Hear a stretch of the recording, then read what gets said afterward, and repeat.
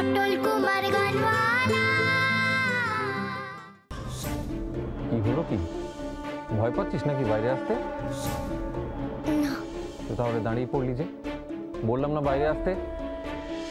আপনি ঠাকুর ঘরে কেন কেন আসেননি গো রাগী বাবু?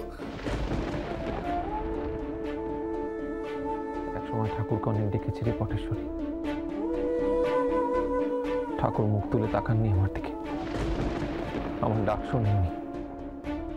যে আমার ডাক শোনে না তার দিকে আমি ফিরেও তাকাই না। জানি হয়তো তুমি আমার কথা রাখবে না কোনোদিন রাখোও নি। তাই শেষবার তোমার কাছে কিছু চাইলাম, পটেশ্বরীকে তুমি রাজি করিয়ে দাও।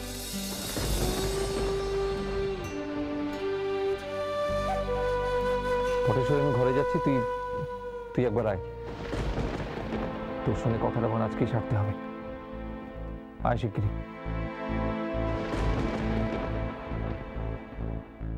ঠাকুর কি এমন কথা শোনেননি যে রাগী বাবু ঠাকুরের দিক থেকে মুখ ফিরিয়ে নিয়েছে?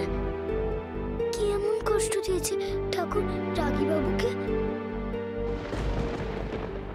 কেন অদিতি, কেন? তুমি চেয়েছিলে তুলি প্লেব্যাক করুক, কত টাকা পয়সা নেবে সেটাও প্ল্যান করে রেখেছো। বলে এতটা এগিয়ে যাওয়ার পর তুলিকে গায়িকা করে তোলার টার্গেট থেকে পিছিয়ে যাচ্ছ কেন?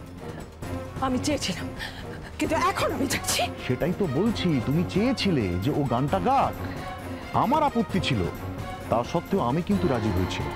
আর আজ যখন আমি এগিয়েছি, মিস্টার আগরওয়ালকে কথা দিয়েছি যে আগামীকাল সকাল 10টার সময় তুলিকে ওনার অফিসে আমি নিয়ে যাব, তাহলে তোমার আপত্তি থাকলেও তুলি যাবে।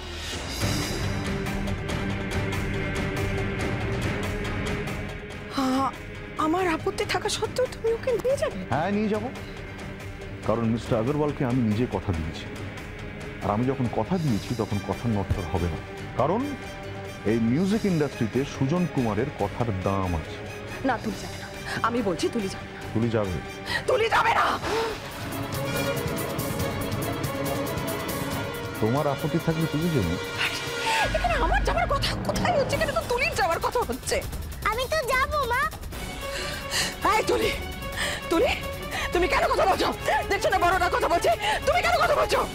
বারে কথা তো হচ্ছে আমার যাওয়া নেই, তুমি কেন আমায় বারণ করছো? তোমার হয়েছে এটা কি? আমার ইচ্ছে হয়েছে তুমি গাইবে না, ব্যাস। তুমি গাইবে না, আমার ইচ্ছে। তুমি তোমার ইচ্ছা নিয়েই থাকো। দাদি, তুমি ভেবো না, আমি যাব কাল। তুলি, সুজন